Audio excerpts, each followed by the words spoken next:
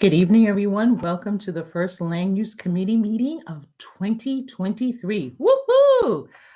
I'm excited to see so many faces in the room, but we do not have anything approaching quorum as yet. So I ask that we give each other grace so that we can have more members of the committee join in.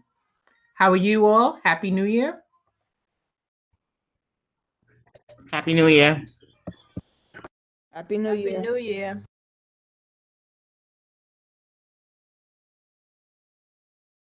Happy New Year, everyone.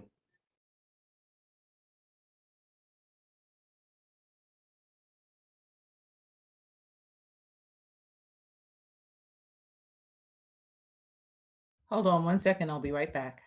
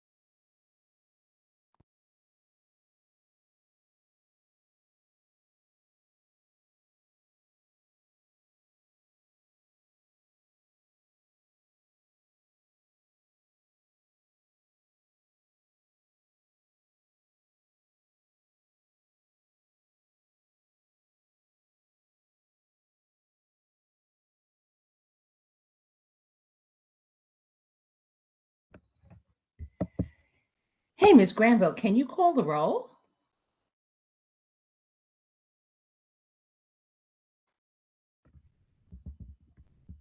Lisa Atkinson,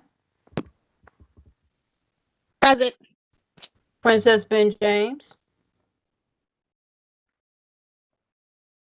Jacques Brumbill, Robert Callahan, Here. Nora Daniel,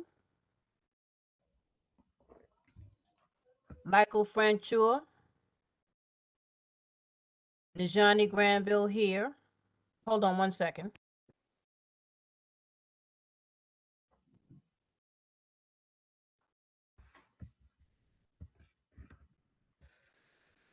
Karen Gray, Kathy Islin, Here. Jennifer Jordan, Zerzima Jordan,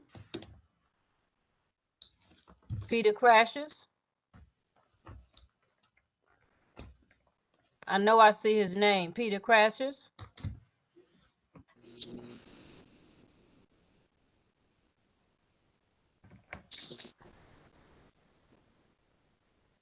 Nicole LeMay, Francis Langley, Dr. Yeah. Sarah Lazure. Did Francis Yeah. just say yes? Yes. Okay. Sarah Lazure, Quasi Menza, Mimi Mitchell. Happy New Year. Happy New Year to you. Ortiz, Robert Puka, Jack Robinson, Kim Robinson, Present.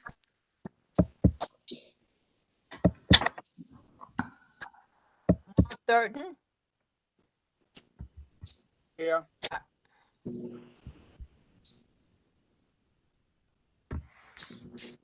Ethel Tyus, Gib Bacone, Yursa Witherspoon, Sharon Wedderburn, Here.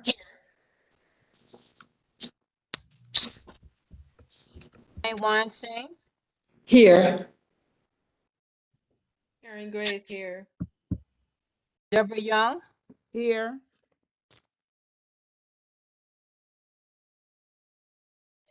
Miss Granville, I don't recall you calling my name. Thank you, Ms. Ortiz. I think I did call your name, but I didn't hear anything. So thank you for letting me know that you're present. Karen Gray, did you get that? Good evening, everyone. Great. No, I had not gotten your name before. Thank you. Good evening, everyone, and blessed New Year to each and every one of you. Is this Miss Ben James? Yes, it is. Okay. This is Gib Vaconi. I've also just joined. Sorry I was late.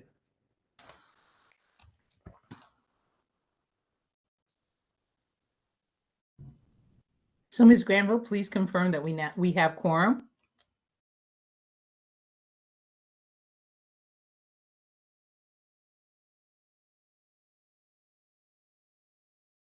Line 14, Sharon, what are you counting? Same. Hey, Miss Granville, this Could is you call Michael that- Franker. I also joined a few minutes late, so I think I missed my name, but I'm here now. So that makes 15, Sharon. We're good. Did you call Deborah Raymond? Who's speaking? Deborah Raymond. Are you a member of the committee? Yes, she is. There's a letter here, dear neighbor. Not a member of the committee, but someone that was invited knowing that they are in the vicinity of this project that we're going to review. I thank you for your participation. Okay, thank you. Thank you. Okay, so before us, we have an LPC application for 137 St. Mark's Avenue. I saw Mr. Tejador. Is that how you say your name, sir? That's correct. Okay, so would you like to present on behalf of the applicant? I would.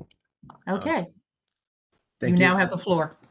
Great. Thank you so much. It's my pleasure to present this project to you. I'm here with Ben Bischoff, principal at MAID Design, and Hannah Meyer-Bardun, my colleague, also at MAID. And I'll go ahead and share my screen.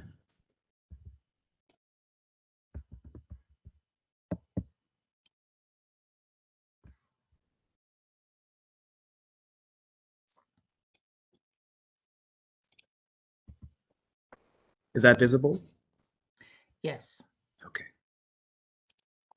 Okay, so the project is a renovation of an existing three-family townhouse to be converted back into its original configuration as a single-family townhouse. The project is situated at St. Mark's Avenue and Carlton Avenue on the northeast corner. It's a neo-Gothic townhouse that was built circa 1883, and it retains a lot of its original features. The work that we are proposing for the front and side facades, which is to be handled at staff level by LPC for its approval, includes the replacement of the double hung windows on the front and side and the door as well.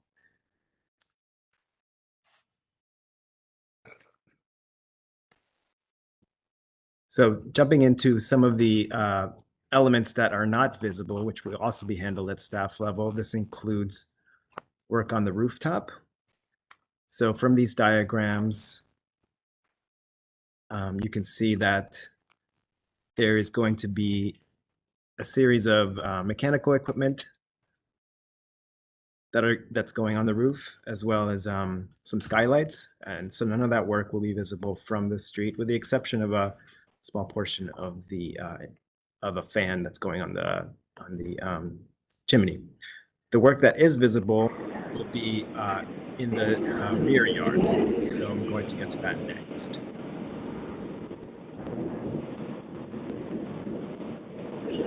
So the rear yard, as it currently looks, just need to get over. Someone is in transit. Can you mute yourself, please?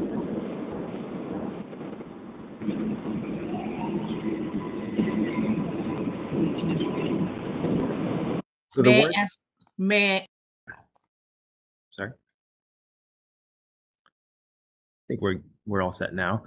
So the work that is visible that's going to transpose is the demolition of an existing freestanding garage structure that was built sometime in the 30s, and is not original in any way to the house. The fence structure and a small extension, which you can see here in this bird's eye view photo. The garage structure itself is a metal frame structure that has no aesthetic or historic value. And these historic maps, which we've pulled, sorry, oh, there it is. Apologies. These historic maps, which date from the townhouse's original construction in the 1880s, make very clear until 1960 that there was no garage structure up until this point. And the small extension, which is shown in this photograph, would have been originally built as far as is depicted on these insurance maps as a wood frame structure. It's a little bit hard to see here, but these were highlighted in yellow, and yellow would have meant a wood structure. So this existing brick structure that's shown here and here will be also demolished. So getting into the proposal itself, so what we are proposing is a balcony and stair that will connect the first floor to the rear yard, a new wooden fence with an open lattice top, and a gate at the carport area. There's an existing curb cut here where the gate is going to exist. We're also, in terms of the pergola structure, it's an open air structure with an open top as well.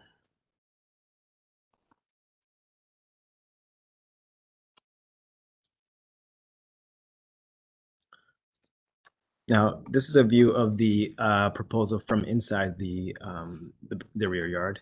And what we're proposing to do to the rear facade is rectify a lot of the irregularities that you see, more specifically in terms of the openings on the first floor, which is where my cursor is, which are currently not aligning with the top floor windows, and the openings on the basement level, where my cursor is right now. So our plan is to create 3 equally spaced, aligned French door openings that will connect to the rear yard. The material palette that we've chosen includes brick that's been selected to match the original size and color of what's there in the rear yard, as well as a mortar. The stair and deck will be painted in a dark blue color. And some of the repair work that's to be done to the side bay windows will be matched using this red color that's shown here. The remaining palette includes a translucent Benjamin Moore product for the wood fence, which will sort of show off some of the qualities of the wood, and we'll be using bluestone pavers in the portions that are visible here. The carport itself will feature Belgian block.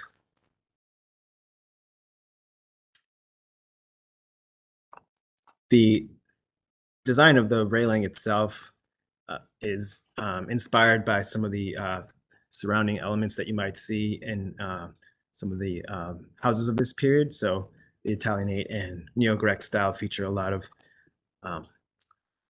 curvilinear forms and thin proportions. So the kind of detailing that you see here is taken from, it's inspired by some of the way in which ironwork is handled on these kinds of properties. In addition to the kind of curved profiles that you might see on corners, which we've tried to mimic here as much as in a certain way. The remaining slides of this presentation are the elevations, which depict in more detail the various aspects of the project. So as you can see here, this is what's being demolished in the side. And here's a closer look at the fence detailing.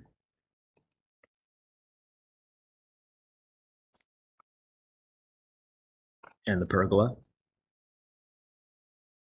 And here you see the ways in which the exterior openings will be modified. So the existing openings are what's shown here with dashed lines. And then the proposed windows are here. This is a view from the top as a site plan. So again, here's the carport along with the pergola structure itself, the open air pergola structure, pavings and deck. And these are just existing and proposed elevations of the windows, which will be handled at staff approval.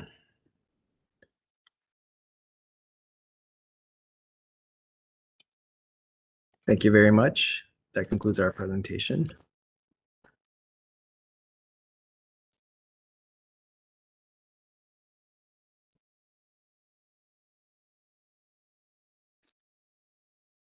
You're muted, Sharon. Thank you. I see a couple of things. I know that you had the opportunity to speak before PHNDC, and I see Mary Shuford on the line. Mary, would you like to share with us any insight that you gained from your meeting from the applicant?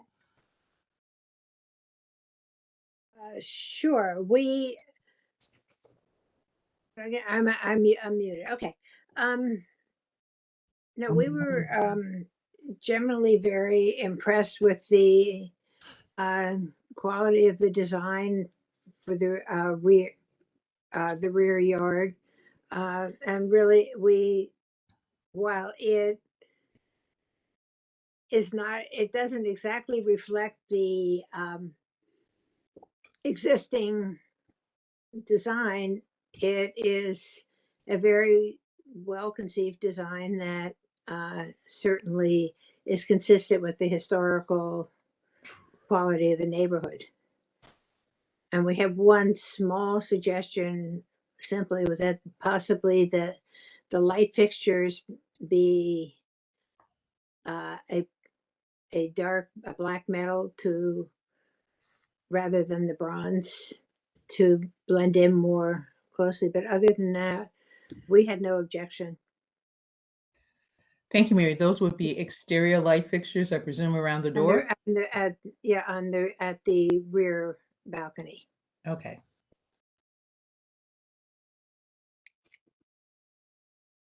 All right, so hold on one second. Let's see. Taking questions.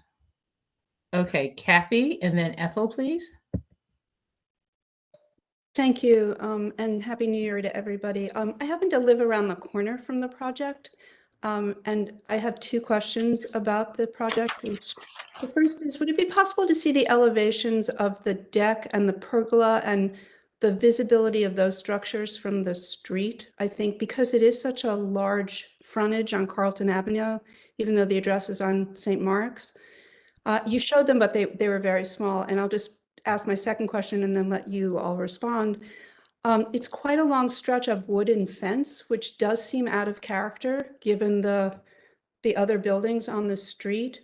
And I was just wondering if that wood is going to age gray, or that product, the Benjamin Moore product that you plan to use, is going to keep it that natural wood color, because that definitely, Mary didn't, I don't know if that's what Mary was referring to, but that fence definitely seems out of character with the time and quality of the other buildings.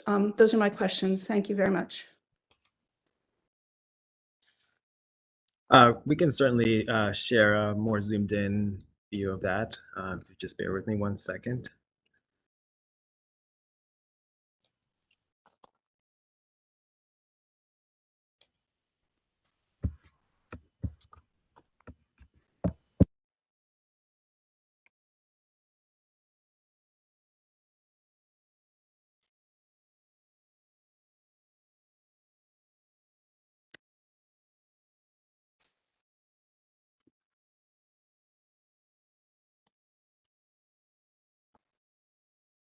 It's this photo and also the photo that you just, the one that's right next to it, where so much of that structure is visible from the street. Right. So Yeah. this is a view from Carlton on the other side of the sidewalk, in which you can see a portion of the pergola. And this is just panning down to the directly across the street. And the wood fence is going to be stained with a Benjamin Moore product called Arbor Coat, which does have its own tint. And so that tint is sort of the character that we intend for the fence to keep, as it requires maintenance.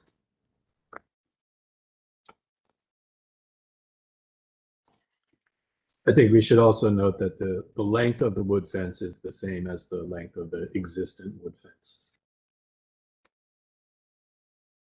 Maybe Was there any consideration for another fencing material, or you always considered wood? we considered wood for its ability to provide some privacy because, as you note, the yard is quite exposed to the street. For reference, I can pull up the original view.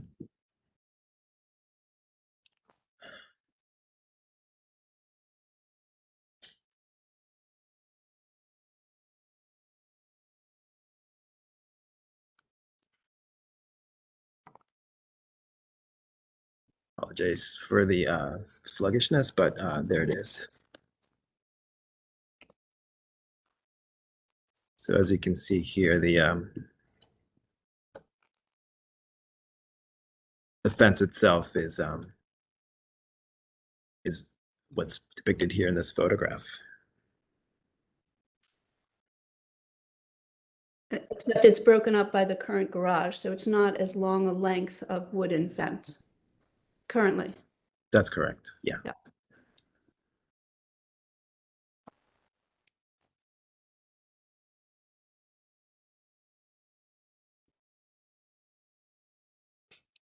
Kathy, do you have any more questions? No, thank you. I just wanted to point out those two things to the committee, that that is quite a different look with the wooden fence. It's I mean, given what's there now, I understand it's an improvement, a great improvement, but I still feel it's out of character. That material is out of character with the neighborhood. So that's all. But I appreciate the answers and the review of the photographs. Thank you. Thank you.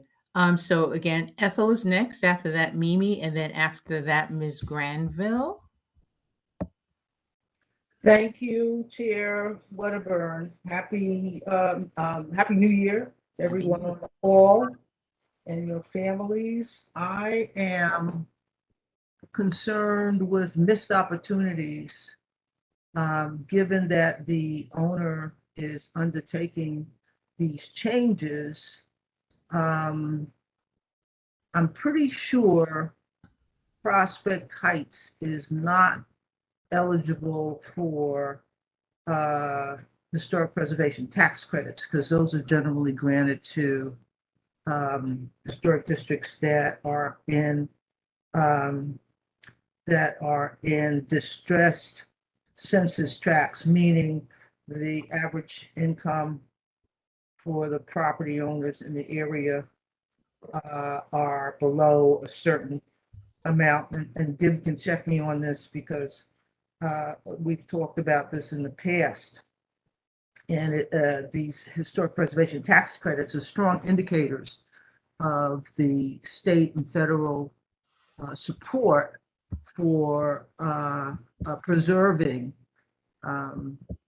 historic structures that LPC, the local designator, has deemed worthy of protection for whatever it's worth now. But at any rate, my question is two-part. Putting in a skylight, okay, that's good. You're going to get heat there from a solar heat gain. You may lose some of it if you decide to put in my target, which is solar panels. My latest read of notices from the state and federal departments of energy conservation, et cetera, is that they're really hot to get people to put in solar panels. So that's one of my questions, and whether or not the owners have been advised to look at solar panels and whether or not their windows will be part of the new push from both the state and federal levels of energy conservation for environmental progressive uses for windows, triple panes, et cetera. So if the architect could answer those two questions, why no solar panels, and are the windows up to the new approaches being offered by the state Department of Energy Conservation? Please answer that. I'll take that. The windows are a wood product with a double glazed, but with laminated glass, so that they are a high performance window meeting the sort of highest energy code standards. We're also making, significant improvements on the interior to reframe insulated walls. As you know, these buildings were built without insulation in them. So with 3 exposures as a corner building, it uses quite a lot of energy to simply heat and cool the building. So we're making significant improvements on the interior insulation with a very high performing overall heating and cooling system. And in fact, the owner is also considering the introduction of solar panels onto the roof. However, that application, as you may have had presented before, we're working with Brooklyn Solar Works, a very common provider of this in these neighborhoods, and they handle their own permitting and landmarks application, so it's not shown on our drawing set. I have a follow-up. Triple pane windows are out there, and there are substantial subsidies from the state and the feds for the solar panels that almost make it a no-brainer.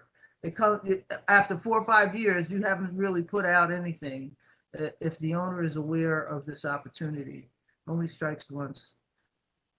Well, thank you for giving us a heads up on that. We'll certainly make sure that we look into it and provide the owner with any opportunities to get any grants or tax credits that are available for the work we're doing. Again, I have to say there's likelihood of no tax credits, because I doubt if Prospect Heights is going to be listed as a distressed census tract. Gib, can you check me on that? Yeah, that's correct. Unfortunately, we have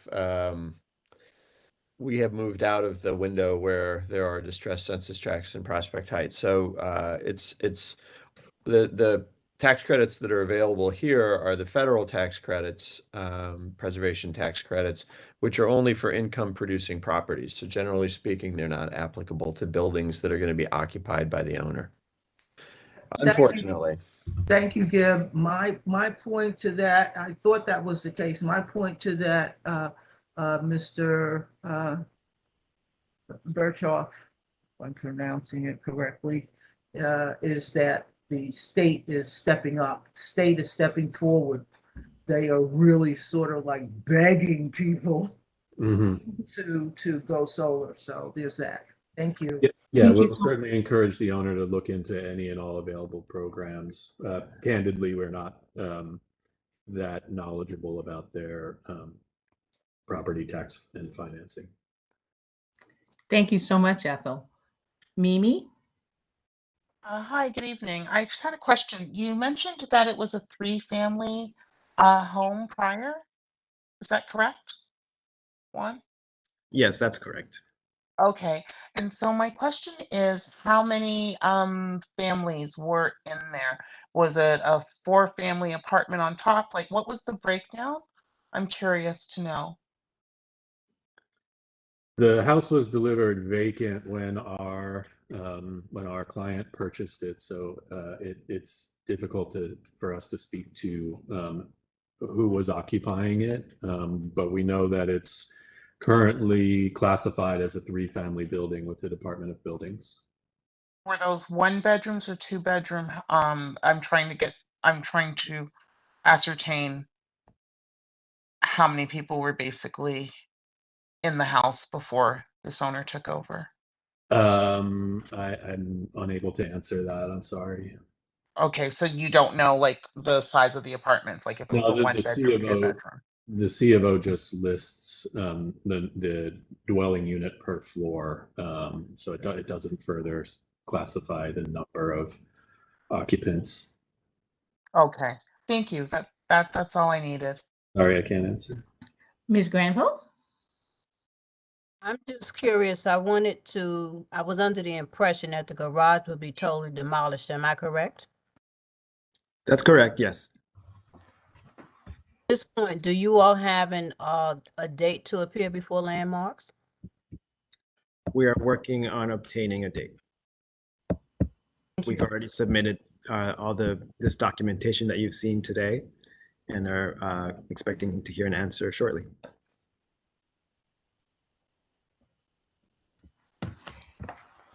Thank you, Ms. Granville.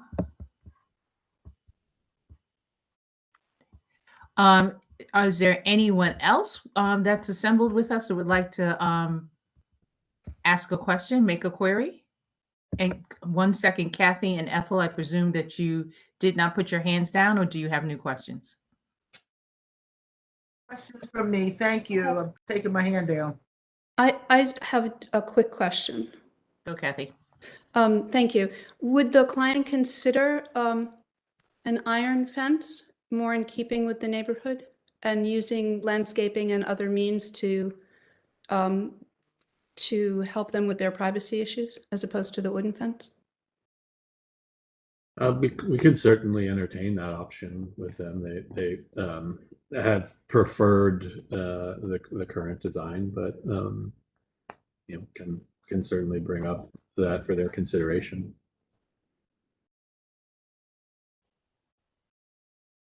Mimi, your hand is up again. Yes, it is. Sorry, this is off topic. Peter Crassus is here. He's been having technical difficulties, but he wanted to let you all know that he is present. His audio is just not working. Thank you, Mimi. But Peter, your hand is raised. Well, maybe his audio is working now, hopefully. Yeah, it is working. Can you hear me now? Yes, we can. Yeah, sorry, I had a lot of trouble at the beginning. Actually, just to build on what, just as information, really, I'm not necessarily arguing for this position, although I think it makes some sense that in the rough vicinity, years ago, this exact discussion about the fence was brought up relative to Newswalk, which is the old daily news plan. And they were required to have a transparent metal fence and use landscaping and plantings to create any privacy. So I'm just raising that as a precedent. I recognize that the current fence is opaque, but there is certainly a more appealing street side impression from the street when you have a fence that is has at least the appearance of being transparent. That's, I think, what a lot of us experience when we're walking down the street. Thanks. Okay, so Gibbs' hand went up and then Kathy. Could I just ask a follow-up question? I didn't catch the name of the project that Peter was referencing. Newswalk. Sorry, that's the old daily news plant. It's now called Newswalk. It's what's the address? 535 Dean, I think. It's this goes back. This wasn't a Landmarks case. This was a Board of Standards and Appeals case.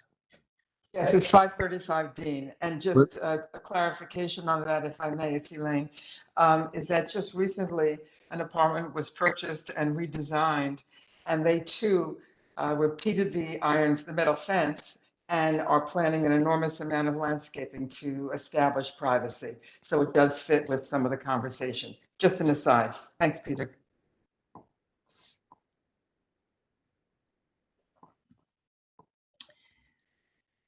Gib? Hi, I wanted to just point out, I understand the point about an iron fence, and I think iron fences look wonderful, but it is the case that we very often do have wooden fences within the historic district. I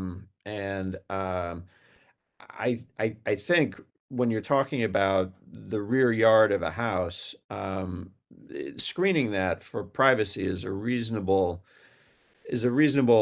expectation of the owner. I could think of many examples in the district where we have such fencing.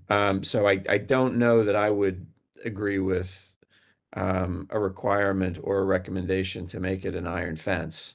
It's a long run for the depth of the backyard. It would also presumably require that the gateway for the carport also be an iron fence. I think I think that's more than is reasonable to require of an applicant in this kind of a situation. I think in general, from the street, you also would probably prefer seeing less of somebody's backyard than more if people are in there. And I understand it's possible to try to create some landscaping to obscure the backyard, but I think that again is just more than is really necessary in this context, in my opinion. I don't find the Newswalk building at all comparable to this. The Newswalk building is not a landmark building. It's one of the largest multifamily buildings in Prospect Heights, and the distance of the fence in front is long. And a solid wooden fence, I agree that was sensible to have required as an iron fence, because a solid wooden fence there would have created a large dead area along the sidewalk. So anyway, I just wanted to offer that opinion. Thank you. Thank you. Kathy, is your hand up still? Still and again, yes. Okay, just checking. So I don't, I've said my piece, and I beg to disagree with Gib, because I do think that this is a rather, the integrity of the block is pretty solid. There were two wooden frame buildings across the street that were brought, had to be built back towards landmark status. There is one wire fence for a driveway that's catty corner to this site. So it's not all beautiful, but as we build more and more to the, on the project and Newswalk and what's going on Dean Street, any opportunity to continue the historic preservation, and I understand it wasn't there before. I would think that we would want to advocate for those opportunities. I do understand it's financially a much larger undertaking to do this. It is, as Gib said, it's a very long run. And that's one of the reasons I brought it up to begin with. It's going to be a very long run of wooden fence. I'm not going to, I just thought it was really important to bring to the attention of the committee that this, to my eyes, seems out of character. Gib says there are other examples. I'm sure there are. And given that it's a corner structure, it's a particularly long run. There is a corner building with an half-height iron fence as you turn the corner from Carlton onto Bergen Street towards Flatbush. And that building also has a garage, but they do have an iron fence in addition to some wooden protection. So there are other ways to blend the materials that I think might work better in the neighborhood. But that's all. I'm done talking about it, and I appreciate the consideration and time of the committee members. Thank you. Thank you, Kathy. Peter? Kath, could I just ask for Kathy to repeat the address of that last project she referenced? So on the corner of, if you go from your site towards the traffic light on the corner of Bergen and Carlton, I'm not good with south, north, east, and west, I apologize. And then you make a left-hand turn. That corner building on the corner of Bergen and Carlton, it has a mansard roof, and they also have a long run on Bergen Street where they have a garage, and there's a beautiful old, in fact, somebody just hit their iron fence, but they have a half-height iron fence on the outside of their yard. And then as you get closer to their backyard, it becomes a wooden fence in front of the garage. It's just another example. Yeah, we'll look at it. Thank you. And it's nicely landscaped. Thank you. Peter? Yeah, thanks. I just wanted to clarify that my suggestion about looking at Newswalk and the precedent of Newswalk was about the planning principle, that it's more comfortable to be on the street and to feel that you don't have a wall next to you, but you have actually something a little more open. It's a planning principle, not a historic district principle. Thanks. Thank you. Gib, did you raise your hand again? I did. At the risk of beating a dead horse here, I just want to make sure I understand. Kathy, is the building you're talking about the building that's at the northeast corner of Carlton and Bergen? It does have a mansard roof and it kind of has a black facade with red trim. No. It's catty corner from that. It's not the far corner. It's the close corner on the other side. I know the catty corner building is completely out of code. I mean, that's a whole different thing. It's But and it's so not the completely building similar that's- because part of I just want to make sure I'm looking at the right building now. You're talking about the building that's on the southwest corner, is that right? Okay, I'm going to explain it as this way if I can. Do you know where Crystal lives? No. Where Councilmember Hudson lives? It's I right do next not. to it. Okay, I'm southwest. Let me see. Do I live on the west side of the street? I guess I do. Yes, probably. Okay, so that building has a wooden fence. Okay, Gib, I'm sorry. If you go to the traffic light, Yeah. driving down Bergen Street, and you Uh-huh. stop at the traffic light at Bergen and Carlton, it's the building right to your left. It has a Carlton Avenue address and it's on the left-hand side of the street. Driving westbound on Bergen Street. That's the only way you can drive. Right. So this building was Tom Boast's former house. No, across the street from Tom's house. Across Carlton Avenue from Tom's house. Okay, on the other side, on the left side of the street. Yeah. Well, that's the building I mentioned before. That's the southwest corner. That has a wooden fence in the backyard. In fact, I think that building was this is the building that was up for another, I believe, another landmarks approval. Is that right or not? It has a garage. No, this is a different one. But That was Dean. this does have a wooden fence, though. I'm looking at it right now. It has a partial wooden fence, yes. But the fence that runs along Bergen Street towards Flatbush Avenue is a half-height iron fence. I don't want to take up everybody's time on this. I've made my point, which is I think it would be the historic nature of the neighborhood deserves an iron fence. That's my point. Thank you, Kathy. I hear you, but I think I just want to, since I have the floor, I just want to clarify here. That half-height iron fence doesn't extend into the backyard. That just extends along the side of the house. And I believe the application in front of us here is also going to continue the iron fence along the side of the house. Is that not so, applicants? Yes, we intend to. There's a historic iron fence running along the length of the house, which we will has also been run into a few times, and we intend to repair and straighten all those elements. Right. So that will be retained, and that's a historical feature, and we were glad to see that being repaired and maintained. But that's the same sort of a situation with the building you're talking about on the south. On the southwest corner there of Carlton and Bergen. They have that. It's about a third as much wood, right? The length of the running linear feet. Again, I don't think it's worth everybody's time, but it is much smaller length.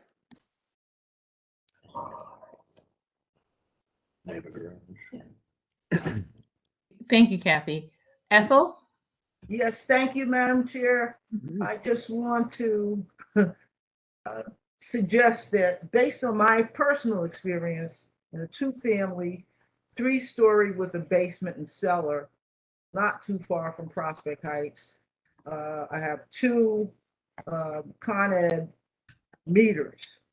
And for the 2 of them, I pay $40 a month taxes to the state. for my electricity usage. So I think that appearances should take a second seat to what we're all experiencing at 50 degrees ambient temperature in January.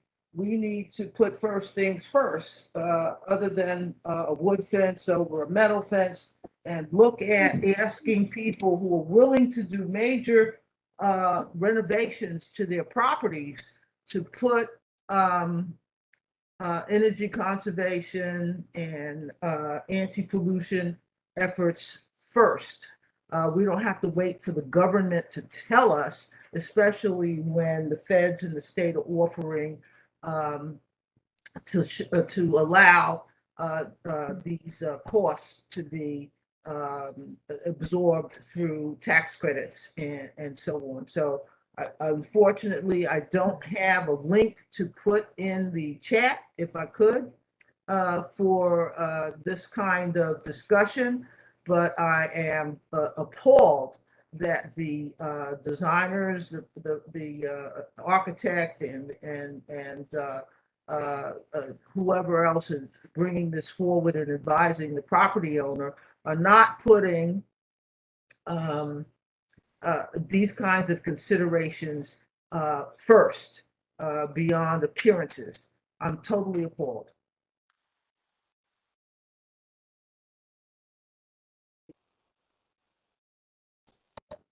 Thank you, Madam Chair. Go ahead. Karen, you're muted again.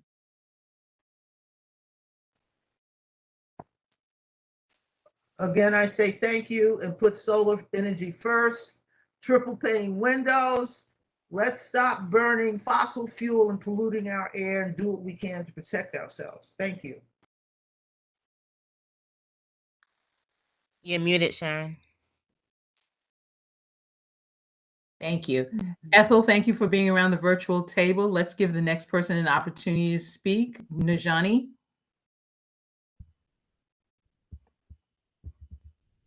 Now, just that quickly, I know what I wanted to ask. Were the neighbors properly notified about the project? Yes, they were. We put up post-its in the neighborhood, and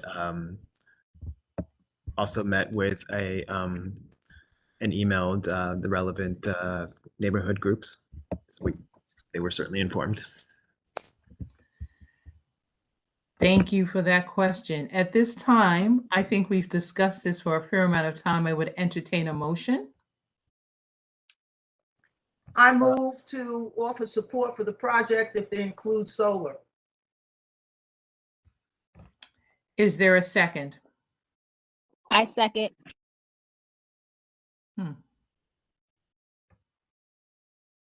Thank you.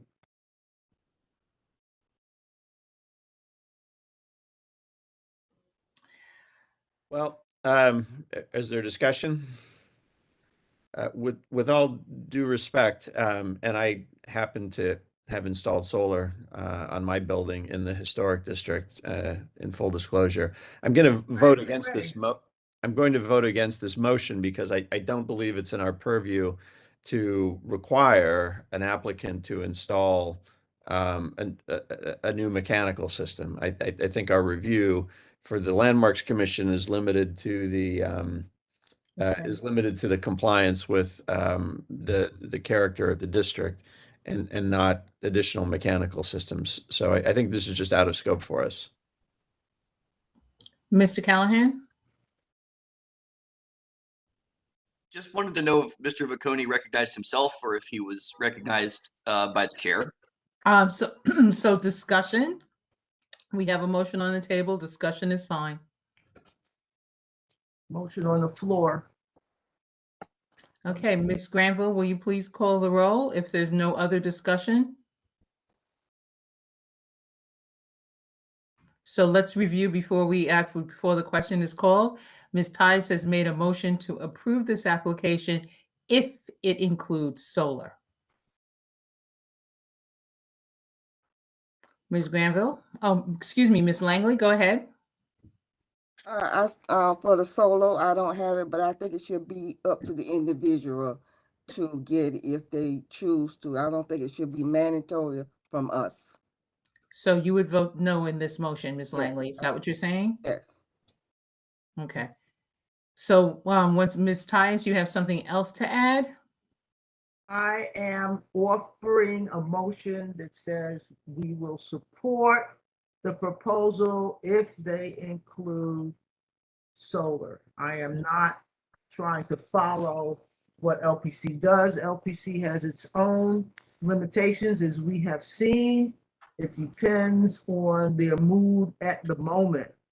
So down here on the ground, at the community board level, at the committee level, I am asking you as neighbors to look at what is happening and use the capabilities that we have available to us to bring these issues forward. Unless we go brick by brick, we will continue to spew. Thank you, Ms. Tice. You've made your point of view very clear. I don't think so, because people are not listening. They're saying that we're imitating LPC and we're not. Everyone is allowed to have their own opinion. So let me make sure understand Ms. that. Ortiz Joyner. If I Did may. I see your hand? Yes, thank you for Okay, Ms. Ortiz recognizing Joyner, me. please go ahead. Thank you for recognizing my hand, Madam Chair.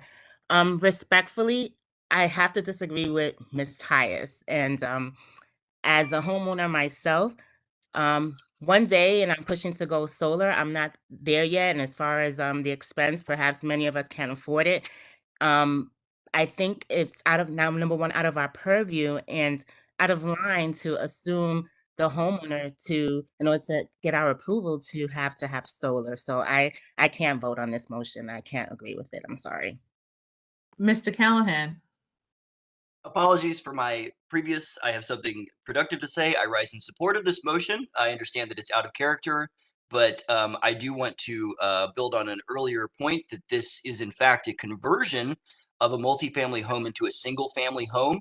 So this will be taking away units that are available for rental in an area of severe housing deficiency, and that it is not inappropriate to request that in an extraordinary circumstance that extraordinary requests be made of the homeowner. So that is why I will be voting yes for this motion. Thank you. Thank you, Mr. Callahan. Mr. Crashes. Yeah, hi, sorry.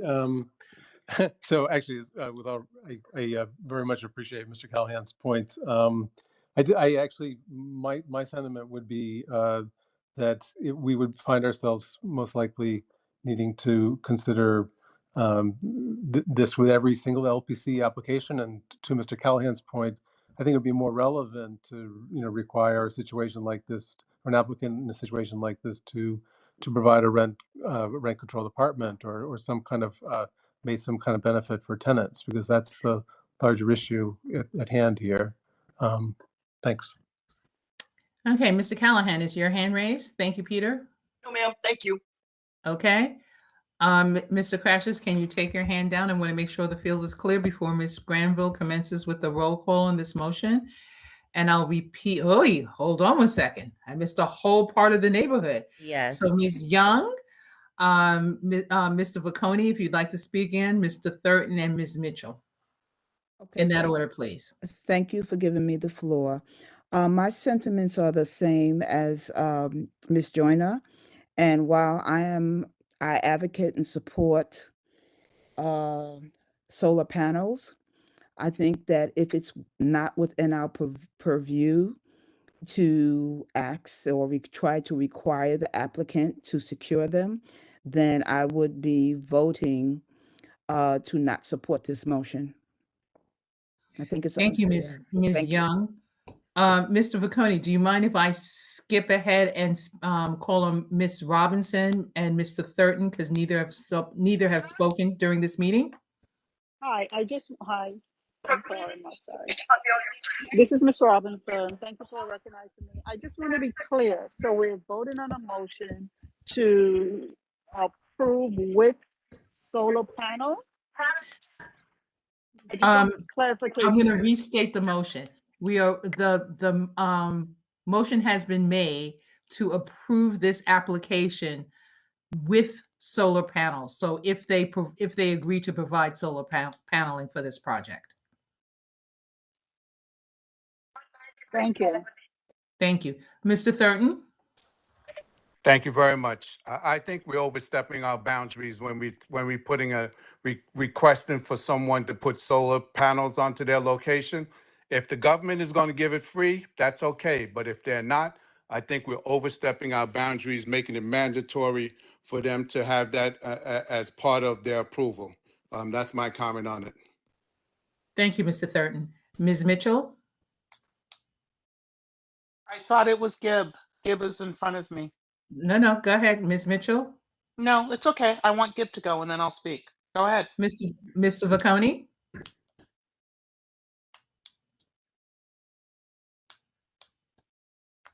On mute. You're muted, Gib. Sorry about that. I wanted to point out that we've heard the applicants, the architects for the applicant, testify that the owner is planning to install solar under a separate application that will be filed by the solar installer, which is typical in this type of a situation. Again, as a homeowner who has installed solar on my building, that's exactly the way it happened here. I did a large remodeling project that was under that was designed by one architect and done by a contractor, and in parallel we did solar, but that was under a completely different set of plans and installed under a separate solar installer. So we've already heard that the applicant is planning to do this, and there is no practical purpose for requiring the applicant to do all of this work under one contract. The fact of the matter is, the solar installs can be approved at staff level by the Landmarks Commission, and typically are, as was mine. So it's not even likely to come up on a COA. So I don't really see the practical reason, besides the fact we've all talked about whether we agree or disagree, it's within our purview. In this case, it has no practical effect. The applicant is already going to apparently install solar, and there's no reason to require it to come under the same application. Thanks. Madam Chair, I withdraw my motion. Okay. Thank you for that, Ms. Tice. Would someone like to offer a motion on this item that's appearing before us, please? If we're open for another motion. Wait, hold on 1 second. I'm so sorry. I got ahead of myself. Ms. Mitchell, do you have anything to say? Excuse me. Yeah, I did. In terms of, I guess I was going to try. Well, Ms. Tice has rescinded her motion, but what I was going to say is that maybe we could amend it that that the applicant promises to move ahead with their separate solar planning, or their separate solar contracting, as they spoke about. My concern is that this building was rented to 3 families, and those 3 families have been evicted. They're now gone from this community, and they're being replaced by 1 family. 1 family is taking up all that space that used to be 3 different families, and we wonder how we're having this housing crisis that we're having right now. And I understand that I'm a little off topic, but I just want us as a committee to keep all of that stuff in mind. So when Ms. Tice is asking for something as simple as solar paneling, and Ms. Iselin is asking for something as simple as iron fencing, it's really not as crazy as one would think, or one would say. At the end of the day, we have to ask these people, what are they bringing to our neighborhood? What are they really contributing to the neighborhood and this community overall? They've taken away housing. So to ask to be put to have solar panels and a fence, it's really not that much. That's all I had to say. Thank you, Ms. Mitchell. At this moment, the committee would need a motion from the floor in regards to the disposition of this item, a application for that will come before LPC for 137 St. Mark's. Madam Chair, Ethel Tice speaking. I propose that we support the proposal as written. Thank you. Madam Chair, I see Yes. a hand up for Karen Gray and for Kim Robinson. Do they have anything or they just left their hands up? I'm sorry. Thank Oh, you I'm for that. sorry. I'm sorry. So Kim, you don't mean to have your hand up still, Ms. Gray? My all I was going to say before Ms. Tyus withdrew is that I don't think it's the best thing to force people to do solar power. And so I'm really happy that she pulled that back. We will get to the point where most people can eventually get solar, but right now to do a renovation, and I understand you feel it's going from a 3-family to a 1-family, I still don't think it's right to force someone to do something like that. Let's take one step at a time. Thank you, Ms. Gray. Ms. Granville, thank you for the cue. Mr. Vaconi, is your hand still up? My hand is up. I wanted to offer an amendment to Ms. Tyus's motion, which is that the sconces that are on the rear facade of the building have the antique brass finish replaced with a black finish, similar to the finish being used for the railing and the window frames. Ms. Tice, is that acceptable to you?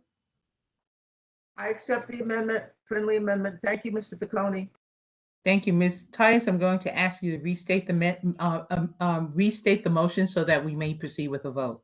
Madam Chair, I'll leave that to you. I would prefer that it would not be me to restate it because I'm the chair. Ms. Tice. My proposal is that we support the application as presented with the changes that the finishes on the rear sconces are uniform. What was it, Gib? What was the color? The same black color that is being used on the rail and the window sashes. Okay, so that the rear, the color for the rear lighting sconces are black. Thank you. Thank you. I need a second for that motion. I will second. Thank you, Mr. Vaconi. Ms. Granville, can you go ahead with the vote, please? Or calling the roll, I should say, for that. Lisa for the vote. Atkinson, Yes. Princess Ben James. Princess Ben James, Yes. Jacques Brunville, Yes. Robert Callahan, Yes. Nora Daniel, Yes. Michael Francoeur, I'm a yes. Dejani Granville, yes. Karen Gray, Yeah. Kathy Island, No. Jennifer Jordan. Yes. Did I hear Jennifer? Yes. Zerzima Jordan, Yes. Peter Crashes, Yes. Francis Langley, Yes. Dr. Sarah Lazore,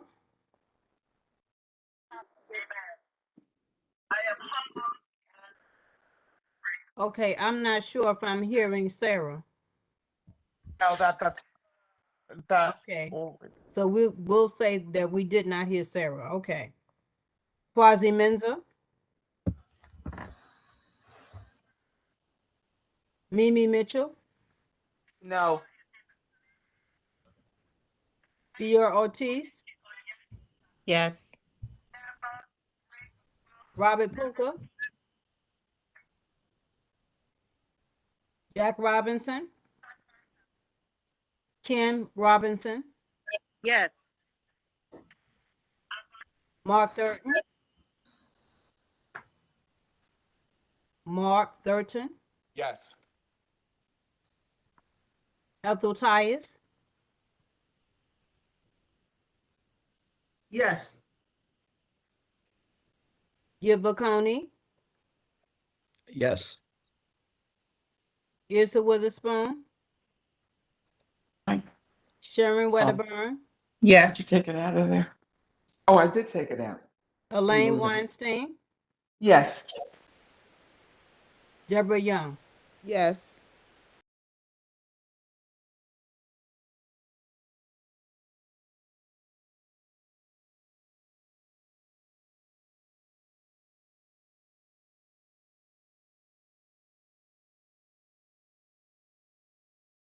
Sharon, I have 19 now. You count behind me. I have 19 yes. I actually have 21 in favor, 2 against.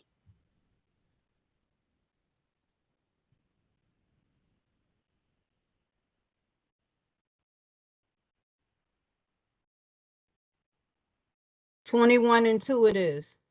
Okay. All right. Thank you, everybody, for this laborious work over a renovation that is to be had in LPC. For the applicant, our meeting will be next Thursday. And I'm sorry, I'm not sure if it's an in-person location. Can the committee help me out? Where will our general meeting be? Sorry, Madam Chair, I They don't don't have have a that places information yet. for you. When I talked Okay. to them yesterday, they didn't have Thank a you for place. that, Ms. Langley. So we have we will have a general membership meeting, which we will ask the applicant to appear at. At this time, we do not know if it's going to be in person or virtual, but the community board office, who has been in very good contact with Mr. Theodore, will contact you to let you know of the application, the meeting time, so that you can appear for the applicant. Thank you. Thank you, guys. Thank you, everyone. Thank you. Go ahead, Kim. Your hand just popped up that quickly, or has it been up? Okay, so just to review a couple of things. Anybody have any items for old business? Sharon, I just wanted to make a suggestion. Sorry to Go. interrupt. Go. If for some reason the applicant doesn't hear from the board by that particular evening before the meeting, Yes, ma'am. I would say that they need to call in the morning, or one of us needs to remind the board to reach out to them so that they will know exactly where the meeting will be. I will definitely remind the board to reach out to them.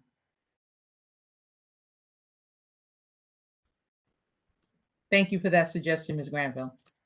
Apologies, is this a Zoom meeting or is this an in-person meeting? So the reason why we're having all of this conversation is the board has not been able to confirm a location for in-person meeting. So we're in a holding pattern at this moment, and depending upon the availability for a meeting space. So we will be notified shortly. Thank you.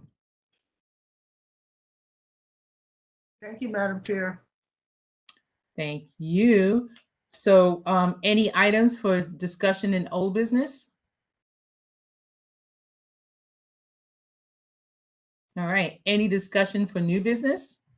I think we should start to examine, this is Ethel Tyus speaking, I think we should start to examine the limitations of LPC's discretion on what's appropriate in a historic district and what is not appropriate. And I'm basing this request for reexamination, and I recognize that it has long-range consequences.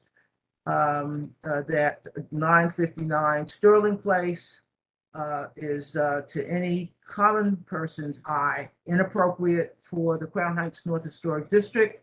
And I think we should, as a committee, start to examine that premise that LPC has unfettered discretion to decide on what's appropriate in a historic district as they seek to do other things I don't want to put on the record right now, but you can imagine where I'm going with having to repay developers and their cadre of supporters for whoever's in power at the moment.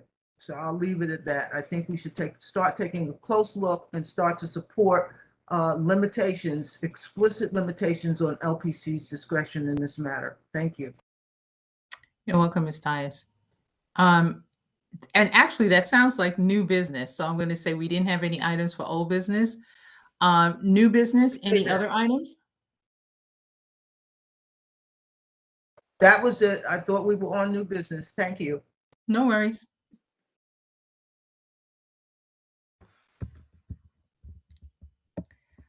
Okay, so as chair, I'm going to take a prerogative, and I'm going to say that beginning with the February meeting, all committee members should appear on camera during the course of our meeting discussion.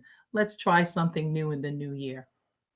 Well, I've got to spend $3,000 to get a new PC with a better camera. As I said, let's all try to appear on camera during the course of the meeting. Talking to Black spaces is unnerving at times. And with that, I would like to bid everyone, Kathy, go ahead. I can't, you're on mute. Happy Three Kings Day tomorrow. I have Good night. another issue for new business then. If you're asking us to consider being on camera, could we also discuss the possibility of having a chat function again in the new year? Actually, so I'm making that request as the chair of the committee, as we have discussed any number of times. The decision for us not to have a chat was made by the chair. Hooray, hooray, Thank hooray. Thank you, thank Can you. you just, I'm can you sorry. explain what you just said? What did I? I am a chair. I report to a chairperson. The decision was made by the chairperson. Her say stands.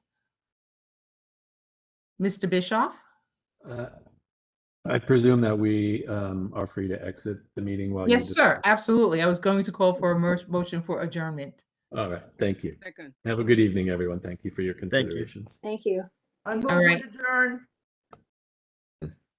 All right. Thank you, everybody. Thank you Karen. for that meeting. Hands up. My I hand is saw up as Ken well. Robinson's hand up and I saw so another many hand Cassius up.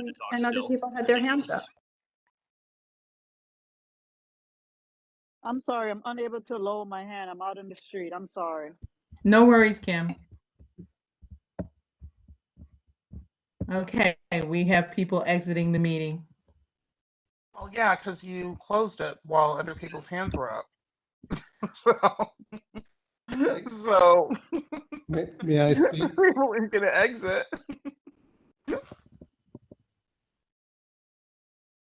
Peter, there's nothing for full consideration. You have less than a full committee here. So what would you like to I say? understand. I agree with Mimi that it's unfortunate this was closed prematurely. I just wanted to support what Kathy mentioned, that we restart the chat. And I think that if the committee makes a recommendation to the chair that we do so, then they might take it into consideration. I promise that I will raise the issue to Ms. Weatherspoon, but we have already heard her point of view. We could actually put it on the agenda for as a. Oh, we're not meeting item going to do that. Thank you. Why? Why? Good night. Hey, I don't. What is with the non-answering? Like, because what? it was deeply condescending. I don't even believe that she promised that she would raise the issue. She promised she would You know raise what? the I'm not issue doing this with them. on Robert Callahan, camera. seriously? Oh, come on, come on, Robert come Callahan on. on camera speaking right now, very disappointed in how this has been handled. It's very rude and condescending to adults. Yeah, I don't understand this. This is just I don't understand it. I don't. I mean, I guess yeah, a lot of you feel a certain way because you're used to it, but I just feel that that was not. It was just very. It just felt abrupt and rude. And to not answer a question, I mean, why is there not allowed to be a debate? Like, I'm just trying to understand this. Like, because I wasn't here for the history, but why is there not allowed to be a question about this? And why is there any questions that are censored? Gib, Under the- maybe you can enlighten us. Under the community board charter, the chairs do have substantial latitude to decide how to administer their meetings, and Chair Witherspoon took advantage of that capability to remove the chat from community board committee meetings that were found to generate complaints about the chat activity. That's basically where it came from, that there were people who felt either that the chat was distracting from the content of the meeting itself, or felt that it was something that made them uncomfortable. And that, my understanding is, that's why the chair decided that it would not be used going forward. And community board chairs do have that prerogative. So we also have I the understand. prerogative then to not appear on camera, right? I think Sharon's, I don't think she can mandate you to do that, but Right. I think her request was a friendly one, not a.